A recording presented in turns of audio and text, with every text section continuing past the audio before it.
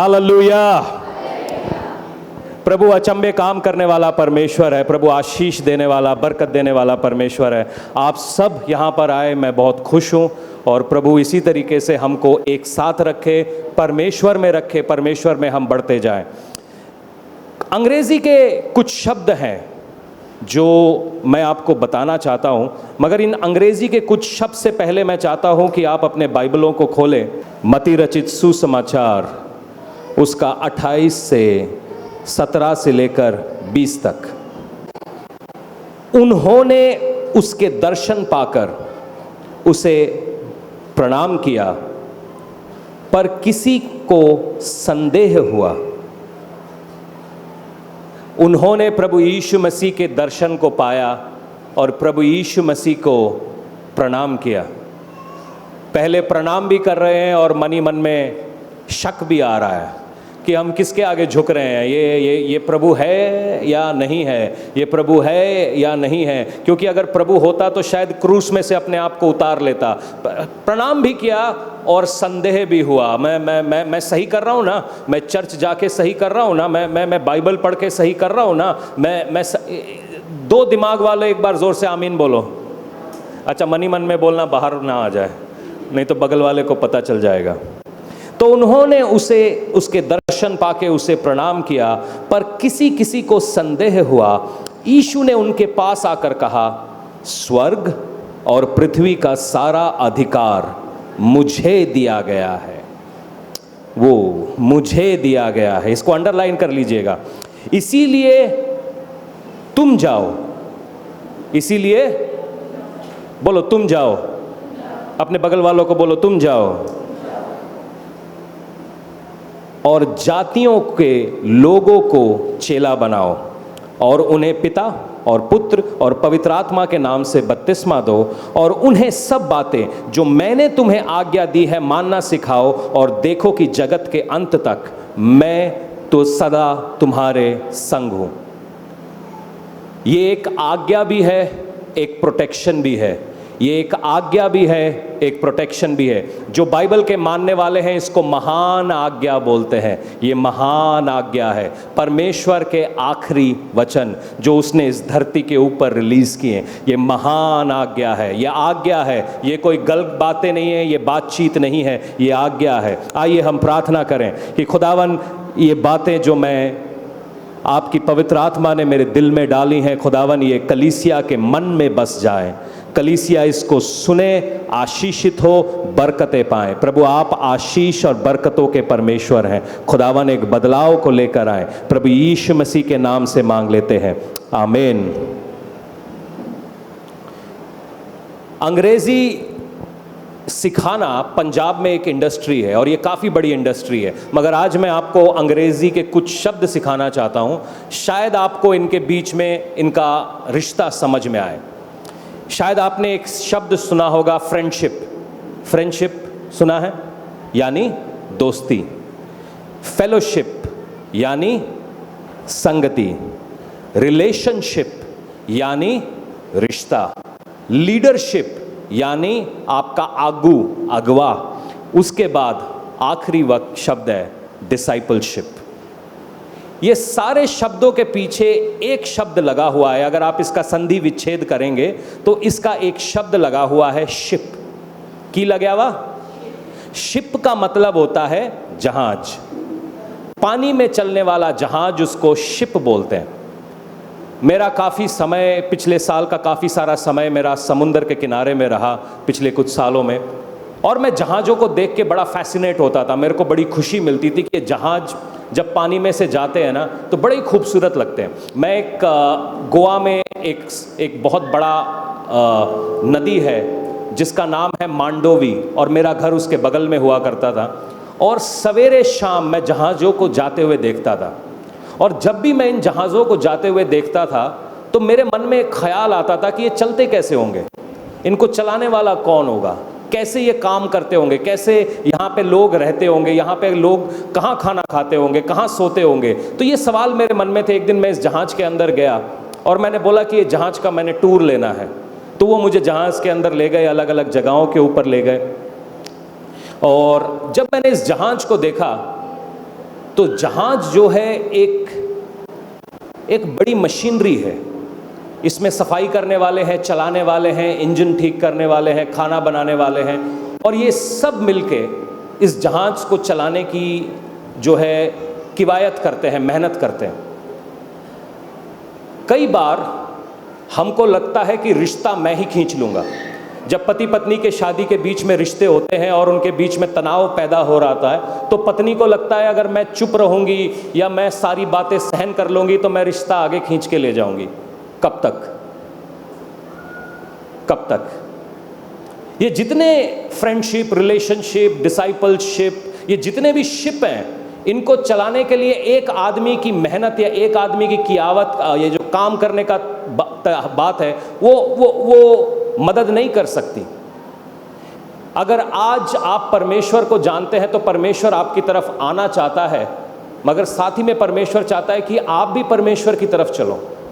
एक आदमी की मेहनत इन रिश्तों को थाम के नहीं रख सकती है।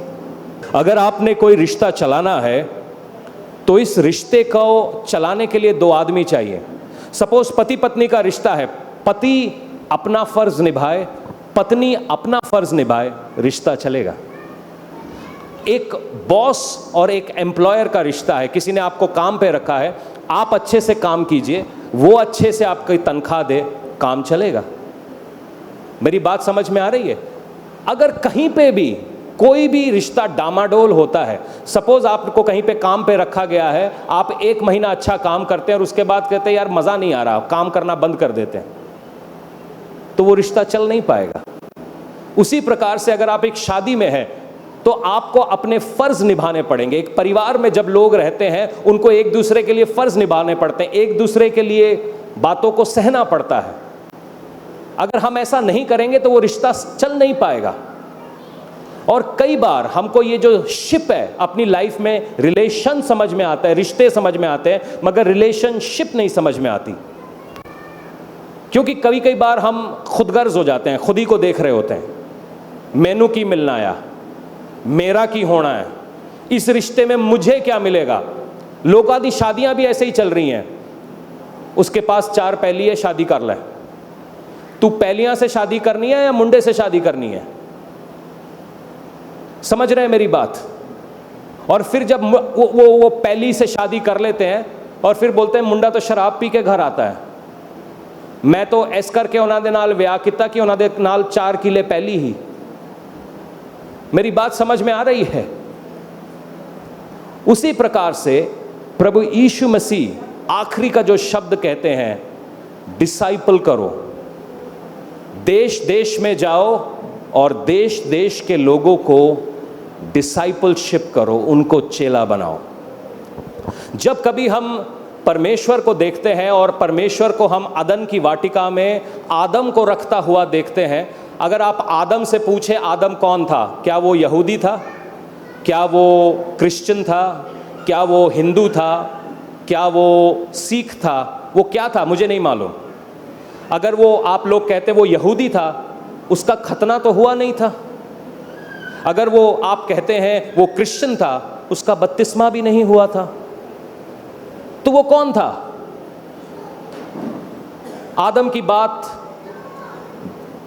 इब्रानी शास्त्रों में लिखी हुई है, आदम की बात बाइबल में लिखी हुई है, आदम की बात कुरान में लिखी हुई है, और ये सारी बातें एक जैसी बात है। मगर ये आदम था कौन? अगर आप आदम को 3 हिस्सों में पढ़ते हैं, ना तो आदम सिख था, ना तो आदम मुसलमान था, ना तो आदम जू था, ना तो आदम क्रिश्चियन था, मगर वो था कौन? वो परमेश्वर के साथ एक रिश्ते में था। मेरी बात समझ में आ रही है? कई बार हमको रिलीजन समझ में आता है चिट्टा कपड़ा, मेरे को चिट्टे कपड़े से कोई खाने, और भी सारे भाई लोग मेरे पहन के आए हैं, चिट्टा कपड़ा पा के चर्चिच पै जाओ, स्वर्ग दा रास्ता ताड़े लिए खुले आवा। मैं भी आज चिट्टा पहन के आया हूं, जितना चिट्टा हो सकता था। चिट्टियां तो मैंने कोई नफरत नहीं है, मगर हानू धर्म समझ लगता है, रिश्ता समझ नहीं लगता। क्योंकि धर्म तैनू कहता है संडे चर्च आ जाई 9 बजे, 9 ते 12 तुही चर्च च बहना है, पास्टर जी ने बला बला करना है, तुसी अपने कण बंद करके चुपचाप हालेलुया आमीन करी जाना है। जिन्नी बार तैनू उठने नू कहे तुही उठ जाओ, जिन्नी बार तैनू बहन कहे बह जाओ, घर जाओ, नहीं खाना खाओ, घर जाओ, सो जाओ, गुड नाइट, हालेलुया। अगले संडे फिर आ जाओ।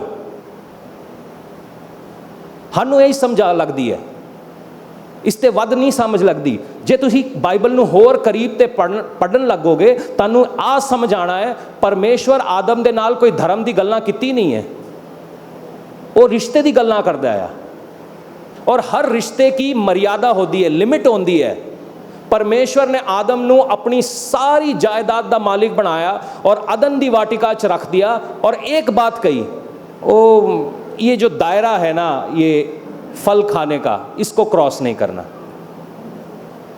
जब रिश्ते में मैं आ जाती है, वहाँ से रिश्ता टूटने की शुरुआत होती है। अगर मेरी बात समझ में आ रही है? जिन्हों के घरां च रिश्ते टूट रहे हैं वो इस करके टूट रहे हैं कि आप बुरे हैं, मैं बुरा हूँ, ये नहीं, मैं आ गई, मैं सेल्फिश हो गया। आदम सेल्फिश हो गया, उसको लगता है कि ये मैं यार ये बाउंड्री में रह नहीं सकता, मेरे को ये बाउंड्री से बाहर जाना पड़ेगा। और जब कभी भी आप बाउंड्री से बाहर जाते हो, आप एक्सीडेंट करते हो। आपको मालूम है जीटी रोड में स्पीड लिमिट है? हाँ जी, आपकी गड्डी में शायद 120 की स्पीड है। गड्डियाँ किन्ने लोग चलाते हैं? स्कूटर मोटरसाइकिल चलाते? हथ विखाओ मैनू।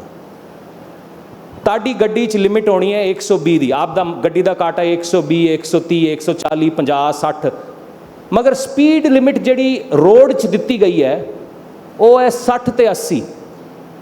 हाँ जी, सरकार ने जीटी रोड, ये साड़ी जीटी रोड जी है उसमें सिर्फ स्पीड लिमिट रखी है 40 किलोमीटर की, गड्डी में है आपके 120।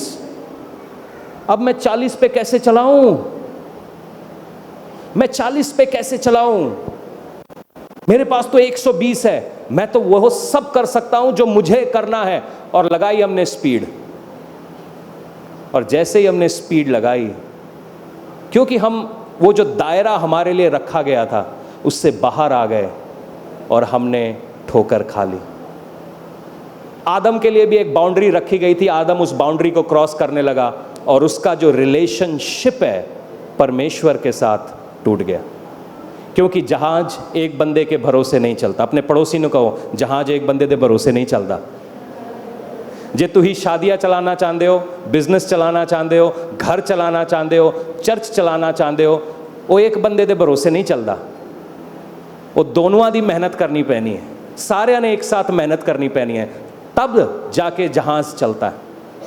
मैं अपनी मेहनत करूं और चर्च अपना मेहनत ना करे, ऐसा हो नहीं सकता। मेरी बात समझ में आ रही है? आदम की कहानी यहीं ख़त्म करते हैं। फिर आदम के बाद 2, 4, 5 पीढ़ियाँ आई। उसके बाद परमेश्वर ने इजराइलियों के ऊपर अपनी नज़र की, कहता ये मेरे चुने हुए लोग हैं। उसने अपना बंदा खड़ा किया मूसा, और उसने वो गुलामी में रखे हुए लोगों को बाहर निकालने की मेहनत की। भीड़ थी वहाँ पे लाखों की, 10 लाख लोग एक जगह पे, एक जगह से निकल रहे हैं, वो भी फिरौन की 400 साल की गुलामी के बाद। आपको खुश होना चाहिए कि 400 साल की गुलामी के बाद लोग बाहर आ रहे हैं। मगर होता क्या है, जंगल में गुलामों को मन्ना खाने को मिलता है, मगर ये जो चमड़ी है ना, ये खुदगर्ज हो जाती है। कहता हमें आसमानी मन्ना नहीं चाहिए, हमें तो मांस चाहिए। और यही प्रॉब्लम है विश्वासी में। विश्वासी वो भी थे।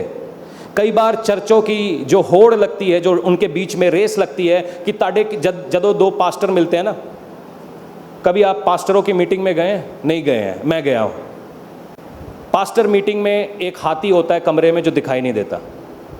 सारे पास्टर चुपचाप बैठते हैं, वो एक दूसरे को देखते हैं, कपड़े, कौन सी गाड़ी में आया, तेरे साथ कितने बंदे हैं, सारे मतलब नापा नापी होती है एक दूसरे को, आंखों ही आंखों में। अच्छा, हाँ, कई लोग आपको अपनी चर्चों में भी बुलाते हैं और जैसे ही आपकी प्रीचिंग की बारी होती है, ख़राब वाला माइक आपको दे देते हैं कि लो इसमें प्रचार करो। फिर मैं तो मैं ही हूँ, मैंने कहा माइक साइड में रख, यीशु मसीह को माइक की ज़रूरत नहीं थी, मेरा गला काफ़ी है। ऐसा भी हुआ है। ये पास्टर्स मीटिंग है, मतलब अगुवे, लीडरशिप, और वहाँ पे एक अनदेखा हाथी कमरे में घूम रहा होता है, किसी को नहीं मालूम। तो फिर वो आपस में एक दूसरे का जो लेवल है कैसे नापते हैं, तेरे विश्वासी कितने लोग आते तेरे चर्च में? अच्छा, मेरे इतने आते हैं, बड़े पास्टर जी तेरे। तो फिर एक जैसे 4 आदमी हैं, तेरे में कितने आते हैं? 50। अच्छा, तेरे कितने आते हैं? फिर मैं 100 आते हैं, 100। तेरे कितने आते हैं? 150। अच्छा, तेरे कितने आते हैं? 500। तो ये हाथी है, कमरे में घूम रहा होता है। ये सफ़ेद हाथी है जो किसी को नज़र नहीं आता। तो एक दूसरे को नापने की किवायत होती है कि तुमने कितने विश्वासी बनाए, मगर कलाम तो इसके सख्त खिलाफ है। कलाम यूं कहता है, तुमने कितने चेले बनाए। हम भीड़ से किसी मिनिस्ट्री की सक्सेस को नहीं नाप सकते। आपने कभी माइकल जैक्सन का शो देखा? माइकल जैक्सन का नाम सुना है? मैं जब छोटा होंदा सी, मैं उन्होंने शो वेखण गया ही 250 रुपये लेके। 250। 50 रुपये मेरी पॉकेट मनी थी, बाकी 200 मैंने कैसे जुगाड़ किए मुझसे पूछो। शो की टिकट भी मैंने खरीदी, वो भी ब्लैक में, और अंदर घुसने तक नहीं दिया उन्होंने मुझे। दिल्ली पुलिस लाठी और बातों से सेवा कर दी। टिकट है मेरे हाथ में और भीड़, मतलब क्या बोल सकते हैं। कभी इंडिया पाकिस्तान का क्रिकेट मैच देखा आपने? भीड़ वहां पे भी होती है, भीड़ भरी हुई है, सब चिल्ला रहे हैं ये, और फिर अचानक से धोनी 0 पे आउट हो जाता है। मैं क्या स्यापा, बाहर चलो तंदूरी चिकन खाते हैं। ये अगर कभी आप ऐसे माहौलों में गए हैं जहां हद से ज्यादा भीड़ है, भीड़ वहां पर भी है, मगर क्या वो चेले हैं या वो मेले दिखाने की एक मशीन है? जिन्हें लोग इत्थे बैठे ने धारीवाल दे, वो कन्वेंशन दे माहिर हैं। तानू डिग्रियां मिलनी चाहिए, PhD इन कन्वेंशन। हर साल 4 कन्वेंशन आप तुसी वेखदे हो, और मेरे पैदा न होने से पहले यहाँ कन्वेंशनें चल रही हैं। खिलाड़ी हो कन्वेंशंस के, भीड़ की भीड़ वहाँ पहुँची हुई है। और जिस दिन कन्वेंशन होता है, सब लड़के अपने मुर्गे वाले बाल खड़े कर रहे होते। क्यों भाई, तुम्हारे बाल वहाँ कौन देखने वाला है? लड़कियाँ ब्यूटी पार्लर के बाहर, वहाँ रूदियाँ गल्ला हो रही हैं या की हिसाब बन रहा है मुझे नहीं मालूम, मगर भीड़ है। अगर आप कहो भीड़ से किसी चीज़ का सक्सेस का अंदाज़ा लगाया जा सकता है तो वो गलत है। ये गल्ला किसी दी, मतलब बहुत सारे लोगों की समझ नहीं आएगी, क्योंकि चेले बनाने के लिए भीड़ नहीं लगती है। यीशु मसीह ने जब प्रचार करना चालू किया तो 5000 आ गए, और उसने 5000 को खिलाया। उसके पास कोई माइक नहीं था, खिलाने का साधन नहीं था, वो चमत्कार करता रहा, वो 5000 को खिलाया। मगर सवाल ये पैदा होता है, जब वो सलीब पर था उसके पास कितने खड़े थे? जब वो यरूशलेम में घुस रहा था, सब ने अपने कोट उसके सामने डाल दिया और गधे को लगा कि वाह भाई मेरी पार्टी हो गई। मगर सवाल ये पैदा होता है, उसकी कब्र के सामने कितने लोग खड़े थे? यही बात है। परमेश्वर ने मूसा को 613 मित्स्वे दिए। मित्स्वे का मतलब आज्ञाएं दी, ठीक है जी।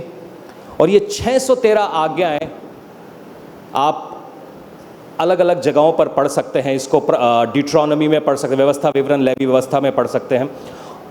और 613 आज्ञाएं लोग मान नहीं पाए। परमेश्वर ने ये 613 आज्ञाएं दी कि उनका बेटा कहीं बिजली के स्विच में हाथ ना डाल दे। आपके घर में अगर बच्चे हैं तो सबसे पहले आप अपने बच्चों से प्यार करते हैं, मगर जैसे ही आपका बच्चा बिजली के साथ खेलने लगता है ना, आपको डर लगने लगता है। आपके अंदर का परमेश्वर जाग जाता है और वो कहता है ओए हाथ ना लाई। ये जो 613 आज्ञाएं हैं हमारे को बिजली से बचाने के लिए हैं, मगर लोगों को समझ नहीं आई। लोगों ने वो 613 आज्ञाओं को एक धर्म में चेंज कर दिया, और वो धर्म पढ़ाने के लिए, सिखाने के लिए बहुत सारे सदूसी और फरीसी खड़े हो गए। जब हम प्रभु यीशु मसीह की सेवकाई को देखते हैं, वो गिन के 4 बार मंदिर में जाता है। जो मंदिर में रहने वाला परमेश्वर है वो गिन के 4 बार मंदिर में जाता है, और 32 बार उसकी जो एंट्री है वो मार्केट प्लेसेस में देखी जाती है।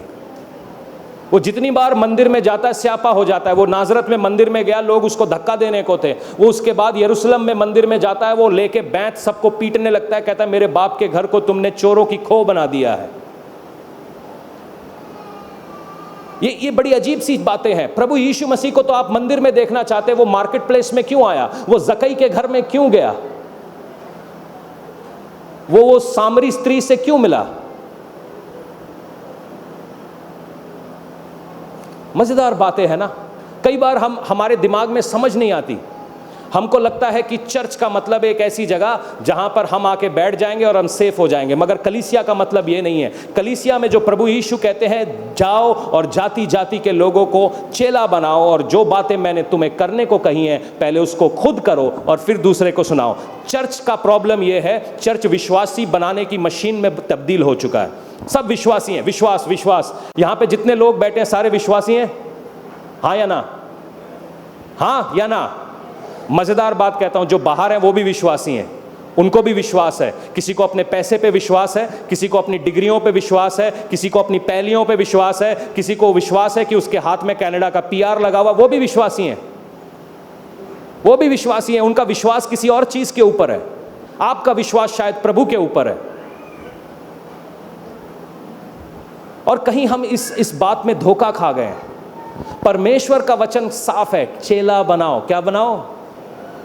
चेला। क्या? चेला।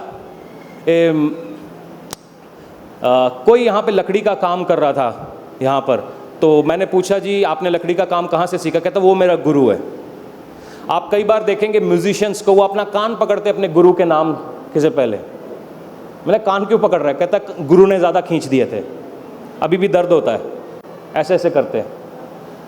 तो और उसके बाद कई दुकानों के बाहर लिखा होता है गुरुजी, गाड़ी के पीछे लिखा होता है गुरुजी।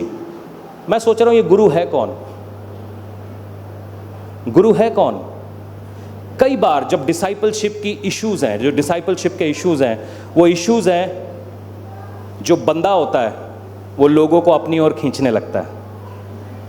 मैं आज आपसे कहता हूं, मेरी वजह से आपने उद्धार नहीं पाया है, मैंने आपके लिए कोड़े नहीं खाए हैं, मैं आपके लिए सलीब पर नहीं चढ़ा हूं, वो प्रभु यीशु मसीह है।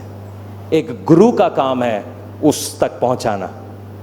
जैसे प्रभु यीशु मसीह कहते दरवाज़ा मैं हूं, मेरे बिना कोई पिता तक नहीं आ सकता, उसी प्रकार से पासबान मैं हूं और मेरा काम है आपको उस तक पहुंचाना। मेरा काम ये नहीं है कि मैं आपको अपने तक पहुंचाऊं। और यही प्रॉब्लम होती है। कलीसिया में हमने विश्वासी बनाकर बिठा लिए, मगर हम उनको डिसाइपल नहीं कर पाए, मेंटरिंग उनको बता नहीं पाए कि काम कैसे करना है, बात कैसे करनी है, बिहेव कैसे करना है, लोगों की ओर देखना कैसे, उनको सुनना कैसे है। क्योंकि उन्होंने पुट्ठी गल्लां सीखी हैं, पुट्ठी गल्लां करते हैं, पुट्ठी गल्लां करते आए हैं। मैं किसी ने थोड़े दिन पहले किया ही, मैं क्या पास्टर जी मैं माड़ी मोटा झूठ बोल लेना, माड़ा मोटा झूठ बोल लेना, मैं क्या दाल में मक्खी गिर गई तो खा लेगा? सामने आपके दाल रखी है, उसमें मक्खी गिर गई तो खा लोगे क्या? छोटी सी है मक्खी, निकालो, फेंक सकते और फिर दाल पी जाओ। नहीं खाओगे आप कभी, आप कभी नहीं खाओगे। एक छोटी सी मक्खी ने आपका इतना बड़ा दाल खराब कर दिया। एक छोटी सी बुरी आदत आपकी पूरी जिंदगी को, इसका किसी का नुकसान भी नहीं होता। पास्टर जी मैं जदों जदों झूठ बोलनी है ना, कभी कभी बोलना माड़ा मोटा पै जाना, किसी का नुकसान नहीं होता। भावें मैं लेट काम च जा रही हाँ, मैं उन्होंने कहती हाँ ये मेरी लक च पीड़ हो रही है, नुकसान कादा है? लक मेरी है, पीड़ मैनू होंदी है। फिर संडे नू, क्योंकि जबान में जिंदगी और मौत की ताकत है, फिर संडे नू मैं चर्च जाती है, कहती पास्टर जी मेरे लक च पीड़ हो गई, पता नहीं किदा किदा क्यों। मंडे तू जाके क्या ही मेरी लक च पीड़ हो गई है, और किदा। माड़ा मोटा झूठ चल जाता है पास्टर जी, माड़ी मोटी चोरी चल जाती है, मैं 20 रुपए वापस नहीं किते, की फर्क पैंदा है? नहीं फर्क पैंदा जी। ना परमेश्वर नू फर्क पैंदा है, ना जिस बंदे ने ताड़े 20 रुपए मारे उससे फर्क पैंदा है, मगर शैतान नू फर्क पैंदा है। वो जगह ढूंढ रहा है आपकी ज़िंदगी के अंदर, कहाँ खुली जगह मिले और कहाँ मैं घुसूं, कैसे घुसूं। जरा सी भी उसको जगह दे दीजिए, वो बोलते ना आप किसी को इंच दो वो उसका किलोमीटर बना लेता है। वो मैं किसी के घर गया, वो कहते पंजाबियों ने बैन ना दो कि जदों तुसी उन्होंने बैन दिता वो सोन नू मांगेंगे, जदों तू नहीं उसे सोन दिता तो खान नू मांगेंगे, जे खान के बाद वो तुहाडे नाल बस जाना उन्होंने। मैं क्या ये कौन सा रूल है? कहता बैन ना दो उन्होंने। उसी प्रकार से शैतान को भी अपनी ज़िंदगी में बैन ना दो, क्योंकि ये जो छोटी छोटी जगहें हैं, छोटे छोटे रास्ते हैं, यहाँ से शैतान आपकी लाइफ में घुसता है। डिसाइपलशिप इंडिविजुअली होती है, व्यक्तिगत तौर पे। आप व्यक्तिगत तौर पे एक आदमी के साथ बैठते हैं, प्रभु यीशु मसीह का बपतिस्मा होता है, यूहन्ना बपतिस्मा देने वाले के दो चेले प्रभु यीशु मसीह के साथ जाते, कहते मैं तुम्हारे साथ रहना चाहता हूं, मैं तुम्हें देखना चाहता हूं। यीशु मसीह बोलता है आओ। आज लोकां नू सारियां नू पता चल गई अनॉइंटिंग, सुपर अनॉइंटिंग, साढ़े उत्ते हाथ रखो और आपा गिर जाना है, यहाँ पे 4 चक्कर लगाने हैं, फिर हमने बाहर जाना है, हमने मिनिस्ट्री स्टार्ट कर लेनी है, हो गए हम अनॉइंटेड। नहीं, किसी ऐसे गधे के हाथ में गाड़ी थमा देना जिसके पास वैलिड ड्राइविंग लाइसेंस ना हो, आप दूसरों को खतरे में डाल रहे हैं। मेरी गल समझ लगी? सारे लोग ही एग्जाम्पल देते हैं एलिया और इलाइजा के बारे में, पॉल और तिमोथी के बारे में, मैंने उन्होंने सारा पता वा, मगर उन्होंने डिसाइपल ही व्यक्तिगत रूप में वो एक दूसरे को जानते थे, व्यक्तिगत तरीके से वो एक दूसरे को जानते थे, और व्यक्तिगत तरीके से आज काम होने के लिए परमेश्वर कह रहा है। परमेश्वर आपको व्यक्तिगत तरीके से जानना चाहता है। आज चर्च की प्रॉब्लम क्या है? हमने विश्वासी भर लिए मगर हमने उनको चेला नहीं बनाया है, हमने उनको जीने का सलीका नहीं सिखाया है। हमने उन्हें भर लिया है, हम उनको प्रेयर पे भी ले आते हैं, संडे को भर भी लेते हैं, खाना भी खाते हैं, क्रिसमस भी हम साथ मनाते हैं, मगर हम डिसाइपल्स नहीं हैं। क्योंकि आप अगर डिसाइपल की बात करें तो वो कमाल की बात होती है। अगर जब आप यूहन्ना 4 के अंदर जाते हैं और यूहन्ना 4 में आप देखते हैं कि यीशु मसीह एक सामरी स्त्री से मिलता है, और वो सामरी स्त्री क्या करती है? सामरी स्त्री से मिलता है जिसके ऑलरेडी 5 पति थे। हमारी सेवकाई का नाम वेलडिगर पता है क्यों है? क्योंकि सामरी स्त्री से यीशु मसीह एक कुएं पे मिलता है, एक वेल पे मिलता है, और वो जो वेल है वो याकूब ने खोदा था। एक ऐसी औरत जिसने 5 पति रखे हुए, छठे के साथ रह रही है, मालूम नहीं किसका पति उसने छीन लिया है, पता नहीं किस जगह के ऊपर उसने हाथ मारा है, मगर ऐसी औरत जब प्रभु यीशु मसीह से मिलती है, और जब वचन देहधारी था और वचन उसके सामने प्रकट होता है और वचन के लिए वो अपने आप को खोल देती है, वो औरत जो थी उससे कुछ और बन जाती है, वो एक चेला बन जाती है। कोई तो कहे हालेलुया। मेरी गल समझ आ रही है? इससे फर्क नहीं पड़ता आप कहां से आए हैं, कौन है, आप क्या करके आए हैं, इससे फर्क जरूर पड़ता है आप जा कहां रहे हैं, आप किसके साथ जा रहे हैं, कहां जा रहे हैं। पीछे का कोई देखने वाला नहीं है, अंत आपका कैसा होने वाला है, कहां जा रहे हैं। और यीशु मसीह समरिया के अंदर जाता है और वहां पर एक सामरी स्त्री से मिलता है, और बड़ी मजेदार बातें होती है। इनके बीच में एक डिबेट चल रही है कि हम फलां पहाड़ पर प्रार्थना करते हैं, हम ये करते हैं, हम वो करते हैं। यीशु मसीह बोलता है कि तुम वो करते हो जिसे तुम्हें मालूम नहीं है। मगर जब आप उस यूहन्ना 4 को पढ़ेंगे, प्रभु यीशु मसीह उस औरत को यूं कहते हैं कि समय आ रहा है, समय आता है, समय आ रहा है, आता है कि जो परमेश्वर के बंदे हैं वो किससे प्रार्थना करेंगे? किससे करेंगे जी? रूह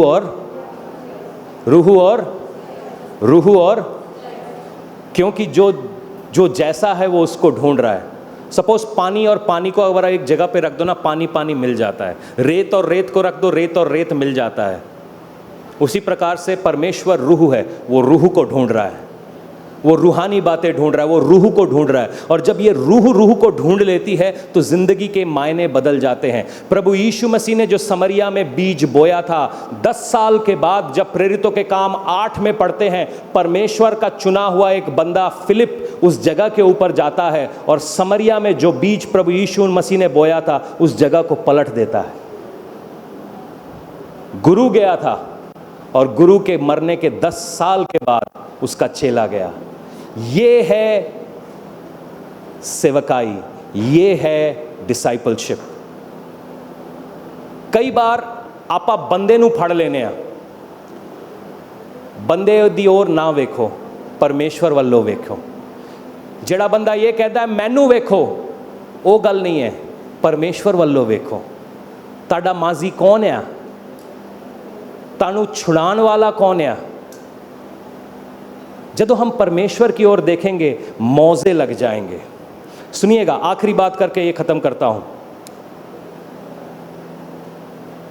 बुरा नहीं मानना, पंजाब का कल्चर है पापा जी।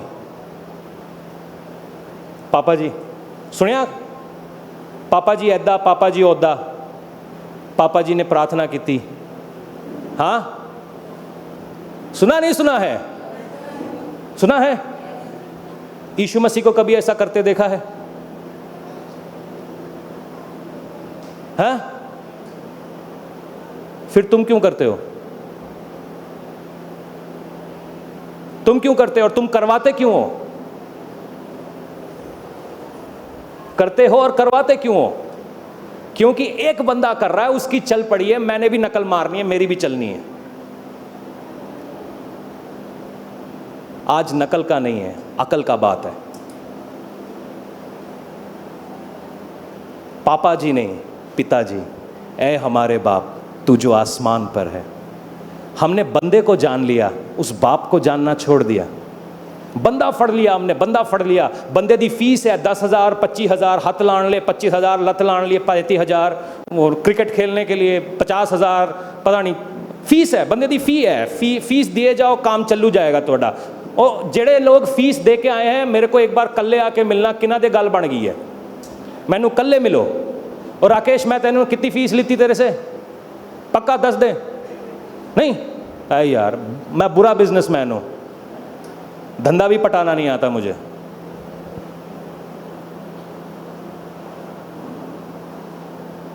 सुनो, मेरा काम है आपको उस बाप से मिलाना, तुम्हारा बाप नहीं बन जाना। मेरी बात समझ में आ रही है?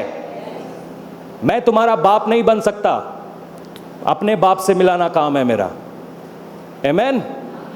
पूछो क्यों हमारी जिंदगियां वीक क्यों है? दानियल की पत्री है आपके पास? बाइबल खोलो, आज बाइबल खोलो।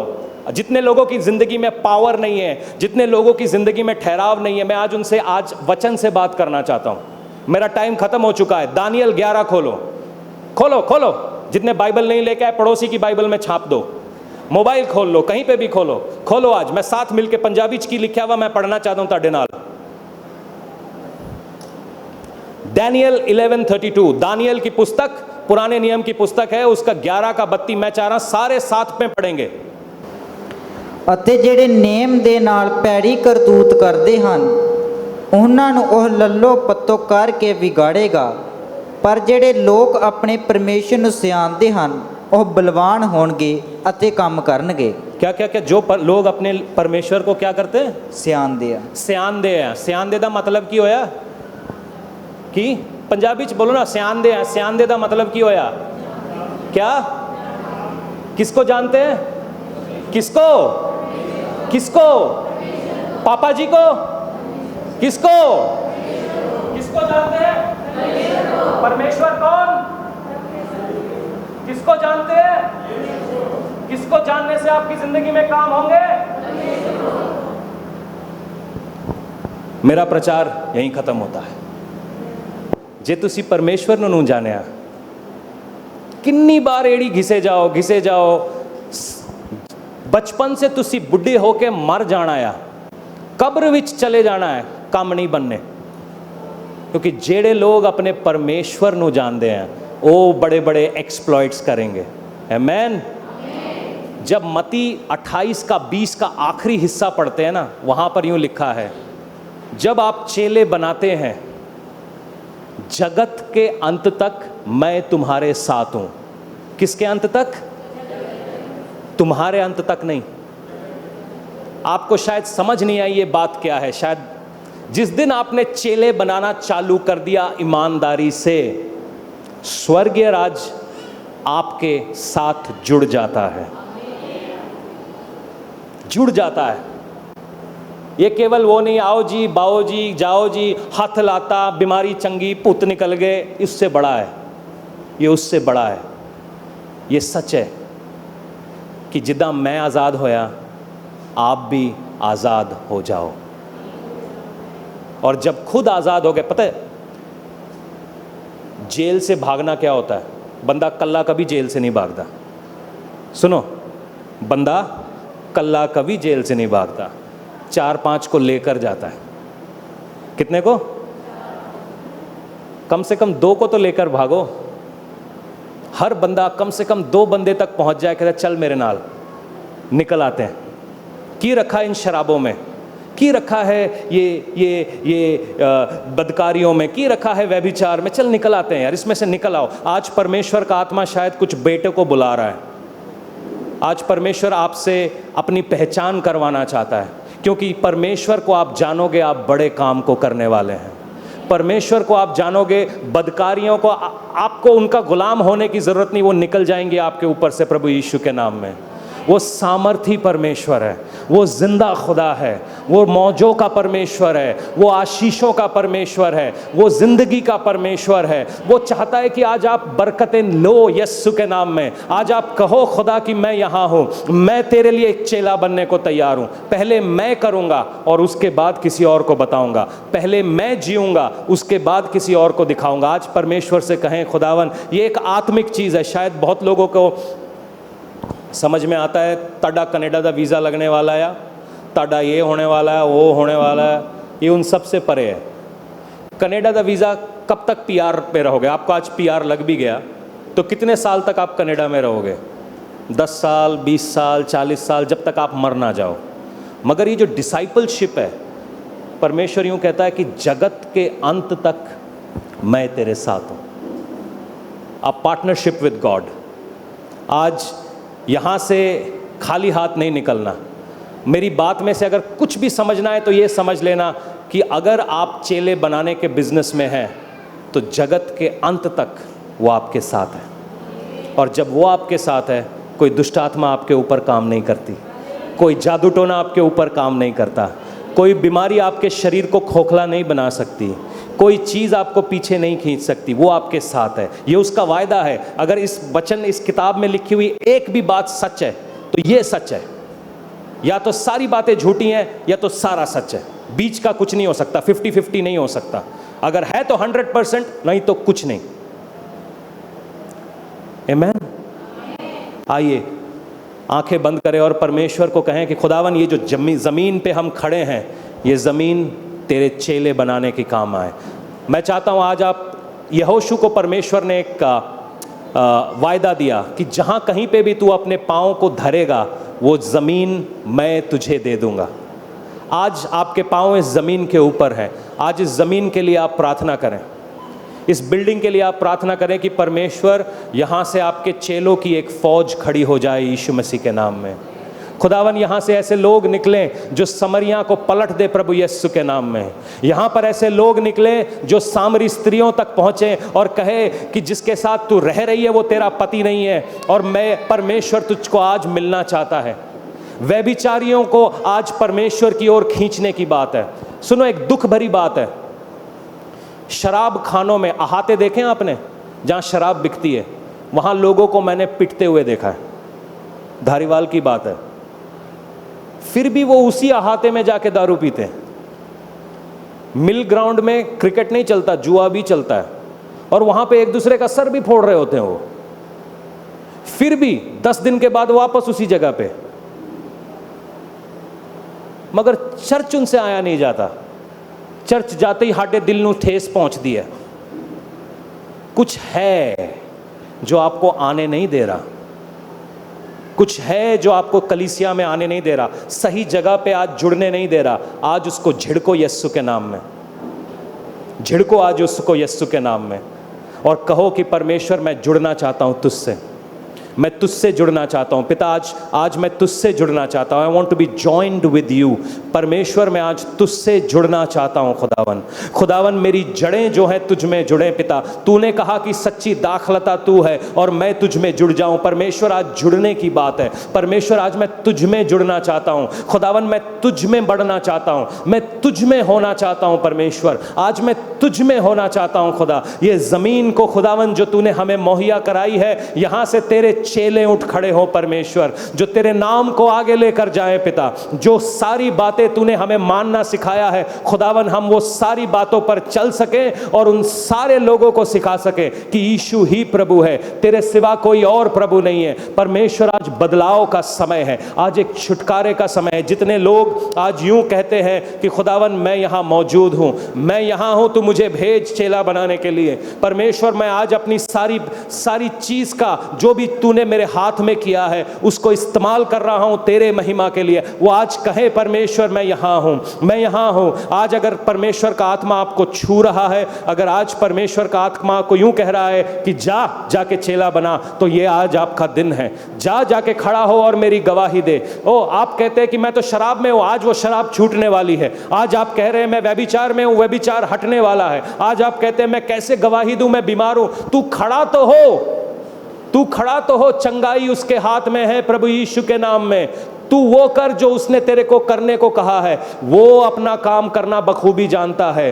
हालेलुया। कोई अपनी जगह पर जिसको आत्मा अगवाही कर रही है और वो आज यूं कहना चाहता है कि मैं यहां खड़ा हूं वो चेले बनाने के लिए, मैं यहां पर खड़ा हूं कि मैं परमेश्वर तक लोगों को पहुंचा सकूं। आज वेदी उनके लिए खुली हुई है, आज ये सामने की जगह उनके लिए खुली हुई है। आप अपने स्थानों से उठिए और आज एक कमिटमेंट के रूप में परमेश्वर के सामने आकर कहें कि खुदावन मैं मौजूद हूँ, मैं तेरा काम करने जा रहा हूँ, मैं आज चेला बनाने जा रहा हूँ। आज ये जगह आपके लिए मौजूद है, ये जगह आपके लिए खुली है। आप सामने आइए और परमेश्वर से कहिए खुदावन मेरे लिए रास्ते खोलें, मेरे लिए वो जगहों को खोलें जहाँ मैं तेरे नाम को ऊंचा कर सकूँ। वो मौके मुझे दें कि जहाँ मैं तेरे नाम को ऊंचा कर सकूँ। परमेश्वर का आत्मा आज ये फ़र्क नहीं पड़ता आपकी ज़िंदगी में क्या चल रहा है, ये बिल्कुल फ़र्क नहीं पड़ता आप कौन है, कहाँ से आए हैं, कोई फ़र्क नहीं पड़ता, मगर फ़र्क इस बात का पड़ता है कि आप क्या करना चाहते हैं। आज परमेश्वर का आत्मा आपको छुड़ाता है। ये डर जो है आपके विश्वास को खा जाता है। अगर कोई एक भी है जो यूं कहता है कि मैं हूं, जितने लोग मुझे ऑनलाइन देख रहे हैं, अगर आप यूं कहना चाहते हैं कि मैं हूं, मैं जाऊंगा और मैं जाति जाति को परमेश्वर का चेला बनाऊंगा, this is the great commission. ये महान आज्ञा है। आज्ञा का मतलब आप उसे टाल नहीं सकते, करना है तो करना है, ये ऑप्शनल नहीं है। ये करना है तो करना है, ये ऑप्शनल नहीं है। कुछ लोग यूं कहते हैं ये ऑप्शन है। शायद आपको आपकी प्राइड को छोड़ना पड़ेगा और हम्बल होकर परमेश्वर की सेवकाई करनी पड़ेगी। आपको अपने घमंड, अपने ईगो को जेब में रखना पड़ेगा ताकि आप रूहों को बचा सकें। परमेश्वर का आत्मा आज उन सभी को बुलाना चाहता है कि जो रूहें बचाना चाहते हैं। अगर रूहों के बिजनेस में आप डील करते हैं तो ये जो हरा एरिया है ये आपका है। वो वचन यूँ कहता है कि वो मुझे हरी हरी चराइयों पर ले चलता है, इसलिए हमने इस जगह को हरा किया है। बाकी सब ग्रे है मगर ये जगह हरी है, क्योंकि खुदावन की रूह यहाँ पर काम कर रही है। ये कोई बात नहीं है मगर ये एक साइन के रूप में, एक प्रोफेटिक साइन है कि परमेश्वर मुझे हरी चराइयों पर ले चलता है। परमेश्वर का आत्मा जिसको अगवाही करता है वो यहाँ पर आए। वर्शिप टीम आप हमारे साथ आएँ।